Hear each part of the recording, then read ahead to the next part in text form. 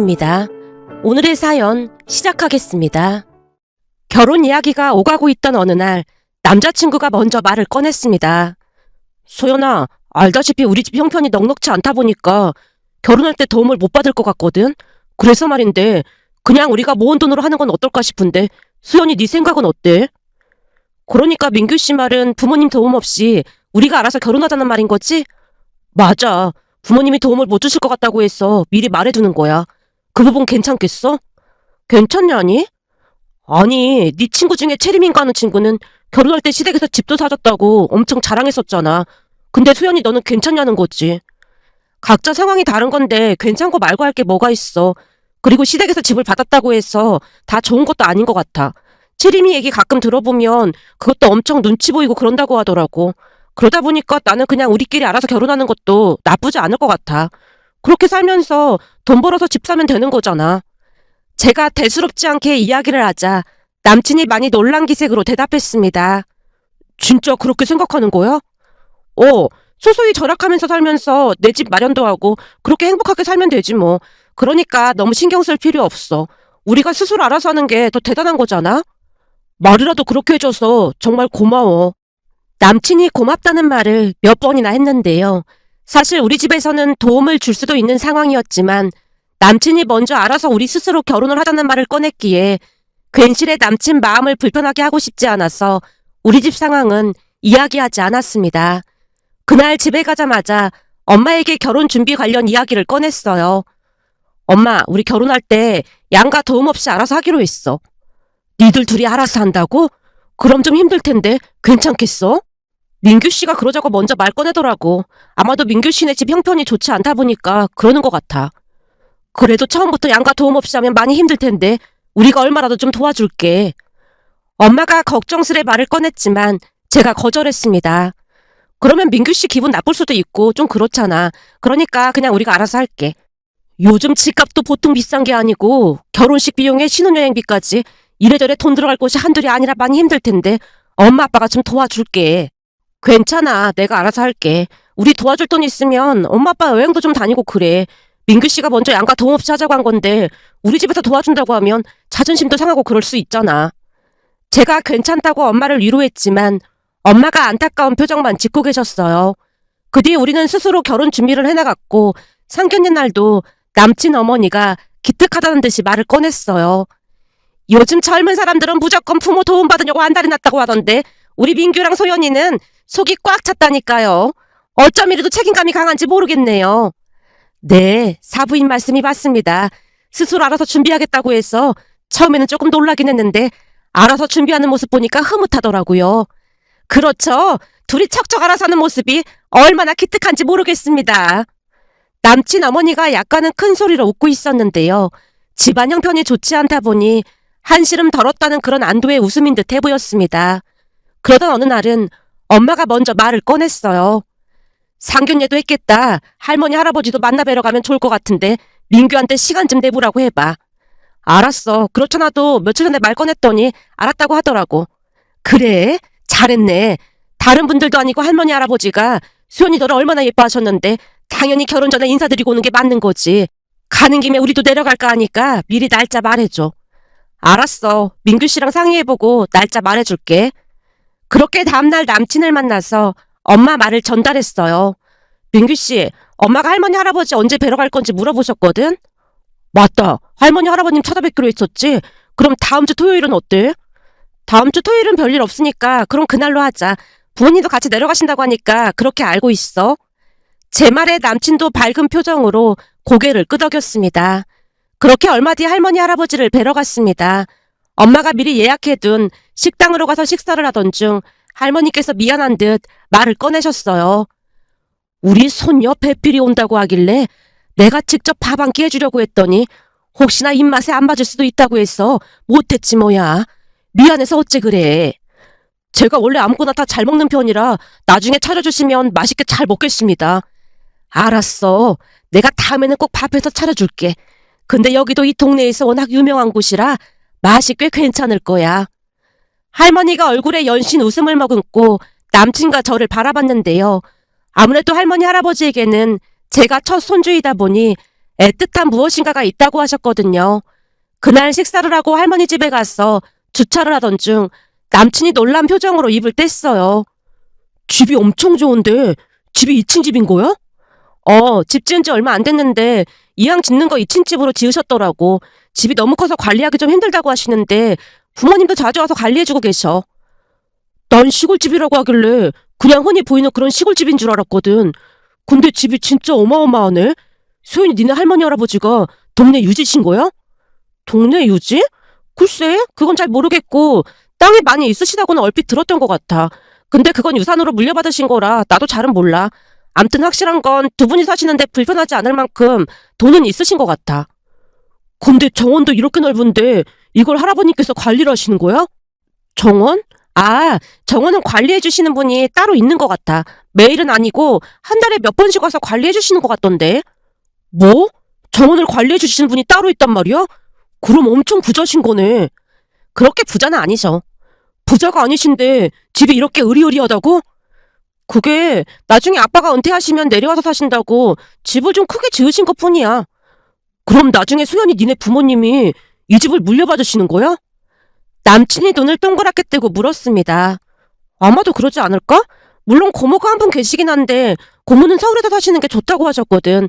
그리고 원래는 오늘 고모도 같이 보려고 했는데 미국에 있는 고종사촌 동생한테 갑자기 가시는 바람에 참석을 못 하신 거야. 고종사촌 동생이 미국에 살고 있어? 그럼 엄청 부자인 거 아니야? 남친이 또다시 놀란 표정으로 물었습니다. 미국에 산다고 해서 부자는 아니고 미국으로 유학 갔다가 거기서 취업하고 결혼까지 했거든. 근데 유학 가 있는 동안 할머니 할아버지가 많이 도와주시긴 했지. 제가 대수롭지 않게 말을 하자 남친 표정이 돌처럼 굳어져 있었는데요. 남친이 다시 다급한 목소리로 물었습니다. 할머님 할아버님이 유학 비용을 도와주셨다고? 내 대학 학비도 도와주셨거든. 난 할머니 할아버지가 이렇게 부자인 건 처음 봤어.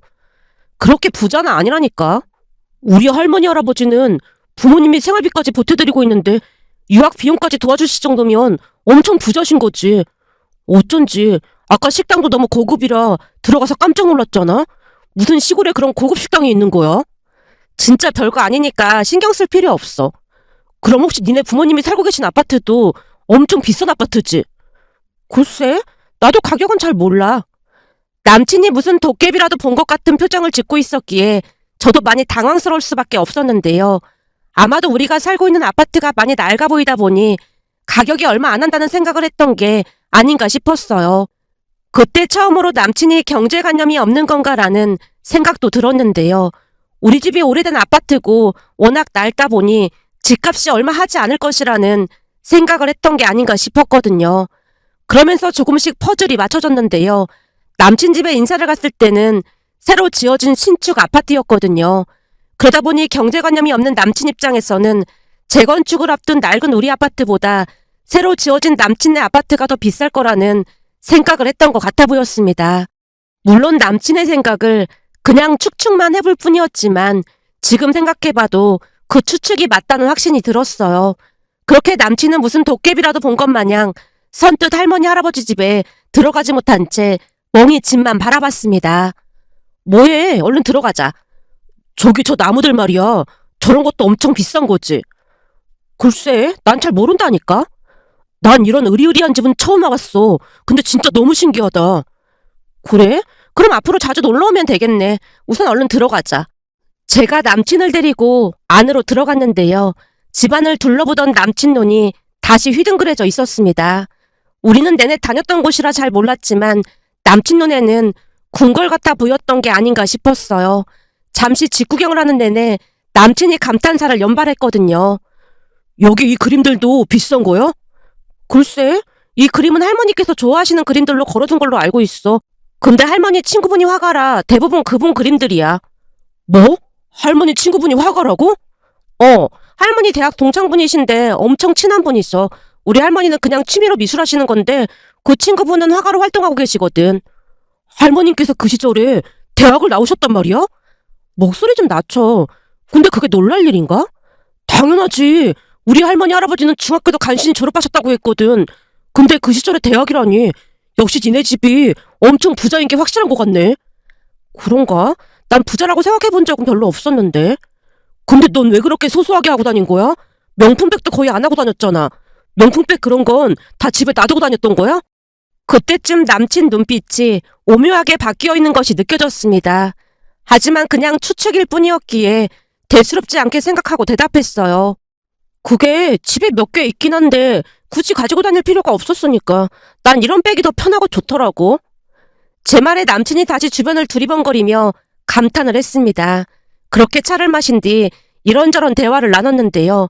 잠시 후 할머니께서 제게 통장과 카드 하나를 건넸습니다. 결혼한다고 해서 우리가 좀 도와주려고 했더니 양가 도움 없이 니들 스스로 하겠다고 했다며?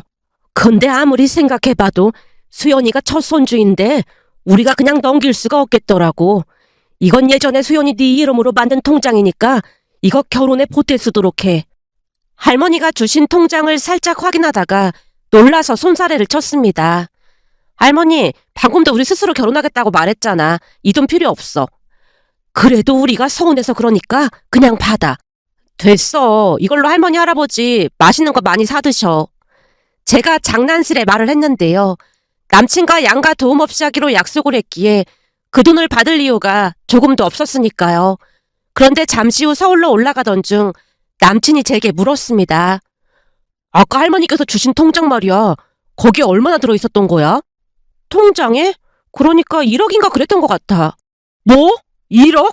그러니까 그 통장에 1억이 들어있었단 말이야? 근데 그게 왜? 그럼 그냥 받지 그랬어. 뭐? 그게 무슨 말이야? 아니, 할머님께서 첫 손주라 꼭 도와주고 싶다고 하신 거잖아. 그럼 그냥 받아도 되는 거 아니야? 민규 씨가 양가 도움 없이 하자고 한 거잖아. 근데 그 돈을 받으라는 거야? 아니, 우리가 1억을 벌려면 얼마나 고생을 해야겠어. 근데 그 돈을 그냥 주신다고 하는데 굳이 안 받을 이유가 없잖아. 그런 건 네가 알아서 판단을 해야 하는 거지. 좀 답답해서 하는 말이잖아.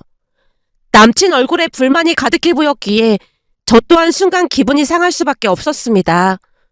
설마 그게 불만이라는 거야? 불만이라는 건 아니고 그냥 좀 아깝다 그런 말인 거지. 그 돈 있으면 신혼여행도 좀 더 좋은 곳으로 갈 수 있을 거고 전세대출 받은 것도 일부 갚을 수 있는 거잖아. 글쎄, 양가 도움 없이 하기로 했으면 그렇게 하는 게 맞는 것 같아. 그때쯤 남친 행동에 기분이 상할 대로 상했기에 제가 입을 다물어 버렸는데요. 그제서야 잘못된 것을 눈치챘던 것인지 남친도 더 이상 말을 꺼내지 않았어요. 그런데 그 뒤에 어마어마한 일이 일어날 줄 누가 알았겠어요. 할머니, 할아버지께 인사를 드리고 며칠이나 지났을까요? 어느 날 남친이 말을 꺼냈습니다. 소연아, 엄마가 우리 할머니, 할아버지랑 식사 한번 하자고 하는데 괜찮을까? 할머니, 할아버님이랑은 저번에 식사 같이 했잖아. 그때는 그냥 간단하게 했던 거고 이번에는 친해질 겸 같이 식사하자고 하더라고. 그래도 이번에는 두 분이 서울로 올라오시기로 했으니까 넌 그냥 참석만 하면 될 것 같아. 괜찮지? 난 괜찮아. 그럼 날짜만 미리 말해줘. 제 말에 남친이 힘차게 고개를 끄덕였는데요. 그때까지는 남친의 꿍꿍이를 제대로 알아채지 못한 채 저도 흔쾌히 고개를 끄덕였습니다. 그리고 며칠 뒤 남친 가족들을 만나러 갔는데요. 랍스타 전문점이라는 건 알고 있었지만 아무리 봐도 꽤 비싸 보이는 그런 곳이었습니다. 하지만 정작 문제는 그게 아니었는데요. 들어가서 보니 남친 부모님과 조부모님뿐만 아니라 친가 가족들이 전부 앉아있는 게 아니겠어요. 순간 놀란 채 남친 가족들을 둘러보고 있자 남친 어머니가 말을 꺼냈습니다. 결혼식 전에 다들 인사하고 싶다고 해서 모였는데 괜찮지? 아, 네, 괜찮습니다. 그리고 우리가 미리 음식 시켜놨으니까 얼른 와서 앉아라. 그렇게 음식이 나오기 시작했는데요. 제가 듣기로는 남친네 형편이 좋지 않다 보니 돈을 많이 아낀다고 들었는데 음식을 추가로 끝도 없이 계속 시키는 게 아니겠어요? 결국 제가 휘둥그레진 채 멍에 앉아 있었더니 남친 어머니가 다시 말을 꺼냈습니다. 수연이가 밥을 사준다고 해서 좋은 식당으로 왔는데 괜찮지? 남친 어머니 말에 제가 뭐라고 대답하려고 하자 남친이 대신 입을 떼는 게 아니겠어요? 엄마, 수연이네 집 엄청 부자니까 걱정하지 말고 많이 먹어. 그러게 말이야. 우리 민규 말로는 할머니, 할아버님 집이 그렇게나 으리으리하다며? 나중에 우리도 구경 좀 시켜줘라. 아, 네. 제가 기어들어가는 목소리로 대답을 했는데요. 제 말을 듣는 둥 마는 둥 남친 가족들이 걸신 들린 듯 음식을 폭풍 흡입하고 있었어요. 그 모습이 기괴해 보일 정도였기에 저는 넋을 놓은 채 그들을 바라만 보고 있었습니다. 그들은 말도 하지 않은 채 마치 며칠을 굶주린 사람들 마냥 음식을 주문하고 먹고를 연신 반복했어요. 물론 그건 남친도 마찬가지였습니다. 마치 그날이 아니면 두 번 다시 그런 음식을 먹지 못할 것 같다는 굳은 의지와 함께 무슨 의식 같은 것이 아닐까 하는 생각마저 들었어요. 그러면서 남친에게도 정이 뚝 떨어지고 말았는데요. 밥을 먹는 사람들 모습이 그토록 무섭고 기괴하다는 생각을 처음 해봤으니까요. 그렇게 그들은 정신없이 음식을 먹어댔고 그로부터 시간이 얼마나 지났을까요? 영겁이 지난 것만 같던 순간 남친 어머니가 입을 뗐습니다. 살면서 랍스터를 처음 먹어봤는데 맛이 아주 기가 막히네. 드라마 같은 데서 랍스터가 자주 나오던데 우리한테는 그림의 떡이었잖니. 그래서 꼭 한번 먹어보고 싶었는데 소연이 덕분에 아주 잘 먹었다. 엄마, 그게 왜 소연이 덕분이야? 이런 며느리를 데리고 온 내 덕분이지. 그렇긴 하지. 이게 다 우리 민규 덕분이긴 하지. 암튼 소연아 잘 먹었다. 앞으로도 이 랍스터 좀 자주 사줄 수 있지? 이 사람아, 랍스터는 실컷 먹었으니 이제는 다른 걸 먹어야지. 뭐 한다고 랍스터를 또 먹으려고 그래? 세상에 먹을 게 얼마나 많은데 그러니까 당신이 무식하다는 소리를 듣는 거야. 말을 할 때는 생각을 좀 하고 말을 해.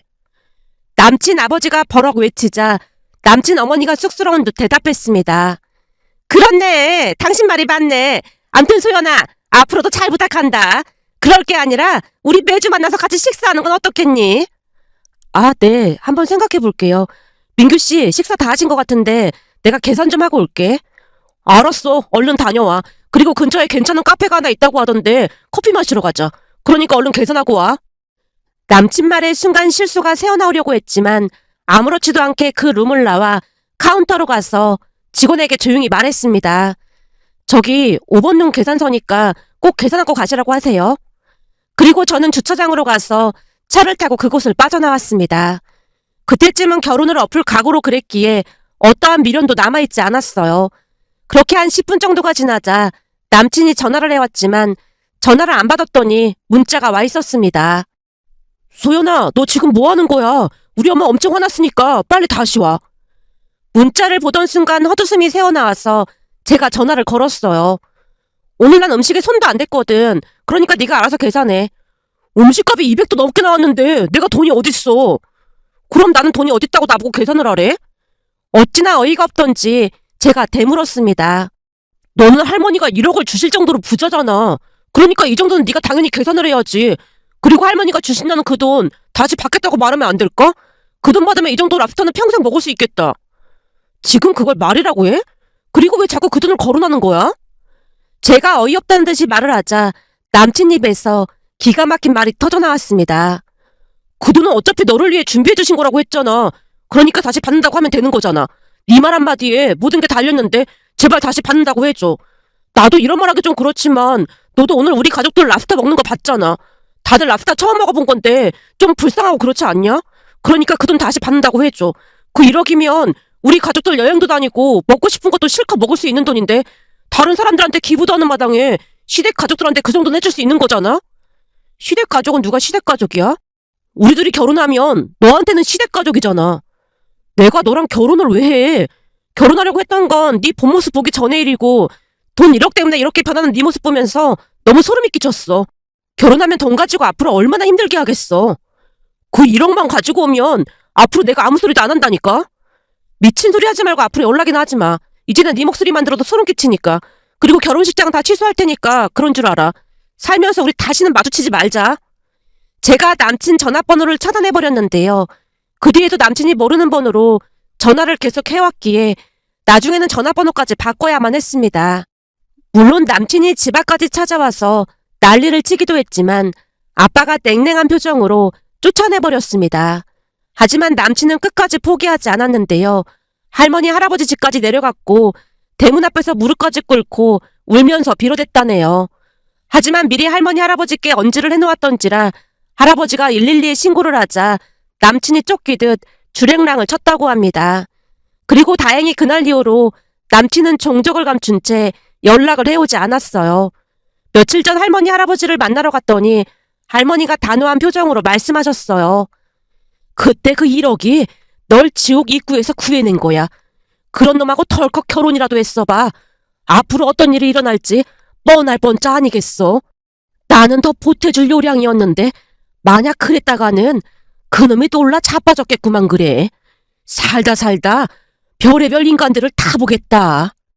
할머니 말씀처럼 세상에는 별의별 사람들이 다 있다는 생각과 함께 제 사연을 들으며 다른 분들도 조심하길 바라는 마음으로 이렇게 사연 보내봅니다.